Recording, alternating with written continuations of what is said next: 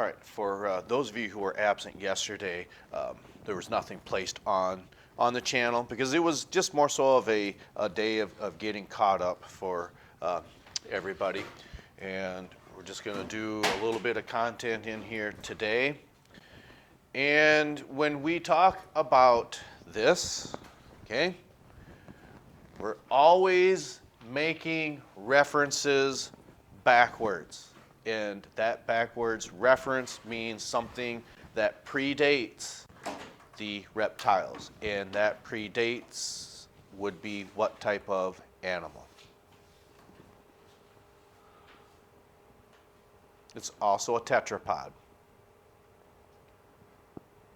You're going to say, I knew that. Okay?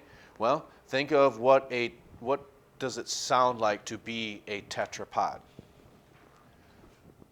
So I'm not familiar with counting in Spanish. I know, what is it? Uno, dos, and tres, and then cuatro.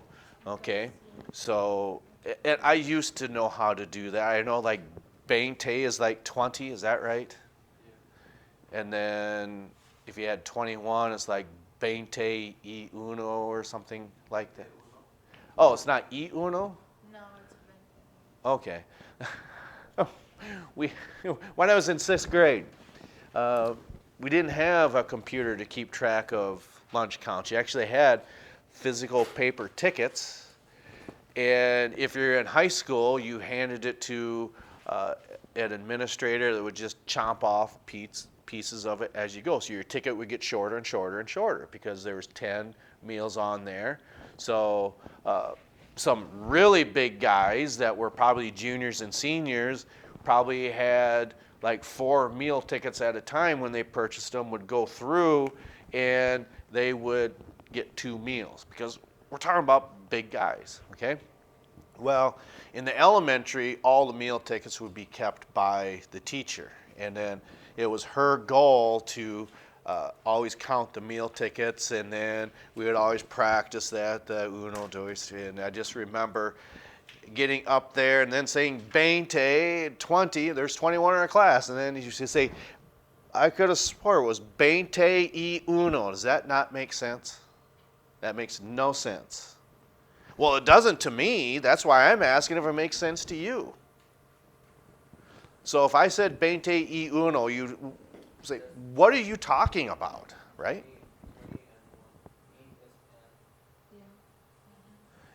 Okay, E is what? Oh, see, I did not know that at the time. So she would have said 20 and then E by saying and for the uno, so 20 and 1. Well, why didn't you just say 20 uno then? Right? Okay. I'm flabbergasted because this was probably pretty close to 35 years ago. Mystery solved. Huh. I had no idea. Okay, so what is it that would, so cuatro means fairly similar to tetrapods. So that means limbs. How many? So it has to be a 4-limbed animal. So think about a 4-limbed animal that may have predated reptiles. Like I said, you're going to hit yourself in the head and say, I knew that. Lizards are reptiles, though. Those are reptiles. They're tetrapods, you're not wrong, but they're not predating, means coming before the reptiles.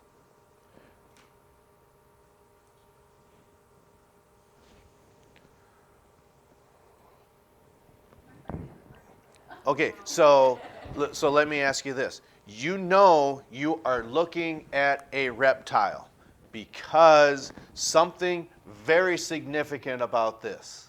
Dermis means what? Like everyone's this time of year is probably, with the exception of you two, and especially me, there's not a lot of melanin in there because that starts to decrease. So Once in the wintertime, we're not outside as much, so then we don't look as dark complected, if you want to call it that. So that dark complexion is in your what? It's in your skin. So that's what this means. So when we're talking about reptiles, okay, what is significant about reptiles' skin? Okay, we're possibly hearing the same answer. What was that? I said slimy and scaly, or something like that. All blended. Well, that's what a chameleon would do, but one was right, one was wrong. Scaly is right. Slimy, I was thinking that's that's amphibians. Amphibians are tetrapods. Amphibians also do what came before the reptiles. So when we are talking about reptiles, what predates them is the amphibians. Then after we get the class Reptilia, and then we look forward, then when we get to the class Aves, which might be who? No. Jerry is one. Who's Jerry? No. Yeah, what is Jerry? Yeah, he's an owl. You're being too specific. Jerry is a what? Yeah, he's an owl, but more general, Jerry is a what? bird. It's a bird. So then when we start talking about the class Aves, who predates them? Reptiles do. So you're looking backwards all the time because you're making comparisons to them. Okay. And we know that because when we're talking about that skin, we said it's tough, it's dry, it's scaly, okay? And it's not moist. It's not, doesn't have this problem. Amphibians have this problem because they're tied to water, okay? So what other characteristics would you look at a tetrapod and say, okay, that four-limbed animal, okay, a raccoon, a salamander, and a lizard. All of them are tetrapods. But how can you observe the difference between, not size, that's not what we're getting at. What is the major difference between those four tetrapods on the outside? Okay, who's got fur? The raccoons do. They're tetrapods. But more importantly, they are what type of classification? Raccoons are not reptiles. Raccoons are not amphibians. Raccoons are what instead? Because you said they correctly, they got fur. What does that mean? Those are mammals, okay? So then in certain times, we'll say who predates that of the mammals, which you could say class Aves, because they've got some characteristics in common. Okay. So how is it that you know you're looking at a reptile, not an amphibian? The difference is in their skin. There's another characteristic. Amphibians lack something in their oral cavity. What is their oral cavity? Okay. So who's got the teeth? The reptiles or the amphibians? Reptiles got teeth, okay? And then for food gathering purposes, okay, reptiles also have this that amphibians do not, Gesundheit. Okay, who's got, you're right, we're talking about claws, but who's got the claws? Reptiles do, that's right. So then when we're talking about reproductive and embryonic development, okay, who is tied to water and reproduces in water, amphibians or reptiles? Amphibians do, because what nature had selected, okay, these animals to do is that they can reproduce on land, reptiles. How is that possible? And the difference is in their embryos. How do they develop on land? Say that again? Yeah, it's in the eggs, but something specific about the egg. Yeah, because if it has a shell, it's not going to dry out. Say, so that's why fish, a majority of fish and amphibians are tied to water because they do not have that protective coating like reptiles do. Okay, so this I think is about where we left off, and then this is where we would begin, okay?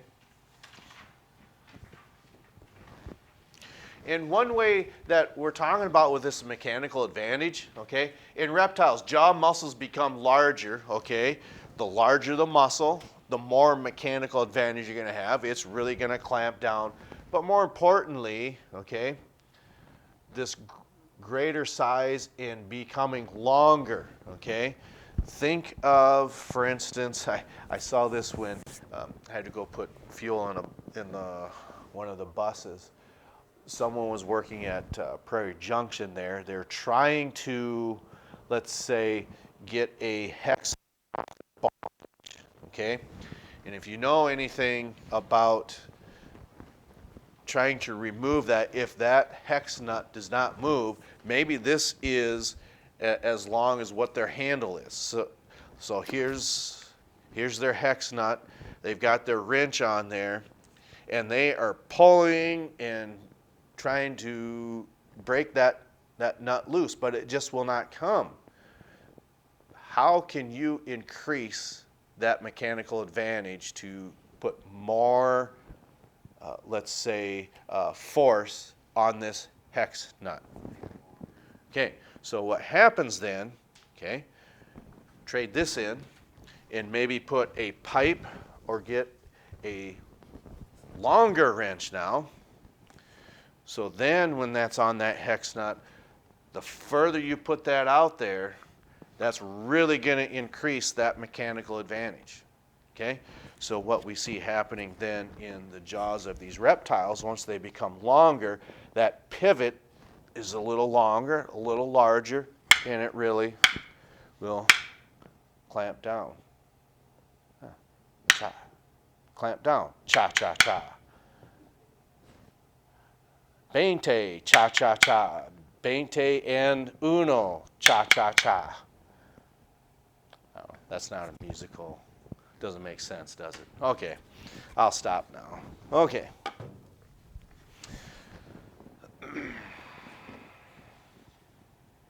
So what happens then in fish and in amphibians, that fertilization takes place in the water. The eggs are laid in the water. The male releases the sperm in the water. That fertilization takes place in the water. Okay? What happens with these animals before those eggs are deposited, maybe in a sand dune or anything like that nature, those have to be fertilized first, because once that protective shell forms, if it doesn't get fertilized, it's probably not going to get sexed. There is one exception, that's alligators. We'll talk about that at a later time. But let's wrap up the jaws here. Yeah. So the sperm must reach the egg before it becomes enclosed. I want to just get down here. We'll talk about these two characteristics of circulation, and then that will be it for today.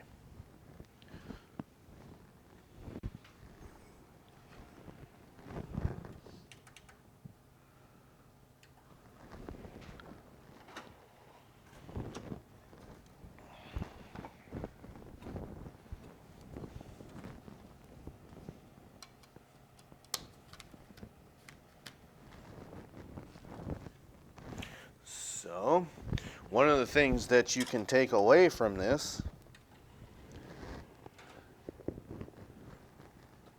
we typically look at high blood pressure in mammals as being a disadvantage, okay? And typically it probably is. But in this case, okay, one of the things that happens with circulation once you begin discussing vertebrates is how was circulation done with the squid and the spiders and all other invertebrates? They've got a pumping heart. They've got blood vessels, because you saw those in the squid as well. You saw its heart, you saw its blood vessels, okay? But where is blood going after it leaves arteries in squid? Well, it's going to go back to the heart, but when we start talking about that, is it an open or closed circulatory system? It's actually open, okay? So that means blood is pooling in sinuses, okay? Then once that muscle contracts, it pushes it back into the bloodstream.